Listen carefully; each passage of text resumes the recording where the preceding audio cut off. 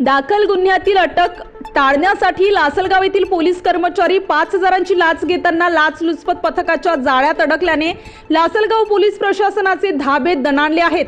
तर नाशिक जिल्ह्यात वारंवार घडणाऱ्या या घटनेमुळे नागरिकांनी विश्वास ठेवायचा कुणावर असा सवाल उपस्थित केला जातोय।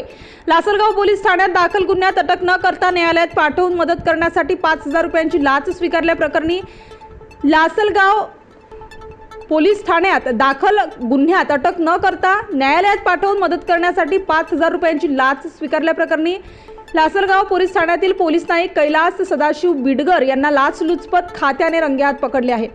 याबाबत सविस्तर वृत्त असे की डोंगरगाव तालुका निफाड येथील तक्रारदाराविरुद्ध लासलगाव पोलीस ठाण्यात गुन्हा रजिस्टर नंबर 115/2024 कलम 324, 504 आणि 506 प्रमाणे गुन्हा दाखल झालेला असून बिडगर हे तपासी अधिकारी आहेत।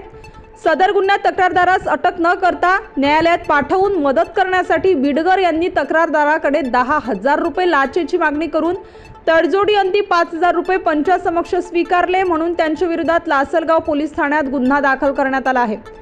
पोलीस अधीक्षक लाच प्रतिबंधक विभाग नाशिक श्रीमती शर्मिष्ठा घारगे वालावलकर, अप्पर पोलीस अधीक्षक माधव रेड्डी यांच्या मार्गदर्शनाखाली सापळा अधिकारी पोलीस उपाधीक्षक अनिल बडगुजर, सापळा पथक पोलीस हवालदार संदीप वणवे, शिपाई संजय ठाकरे, चालक परशुराम जाधव यांनी वाचक नरेंद्र पवार यांच्या सहकार्याने ही कारवाई करण्यात आली।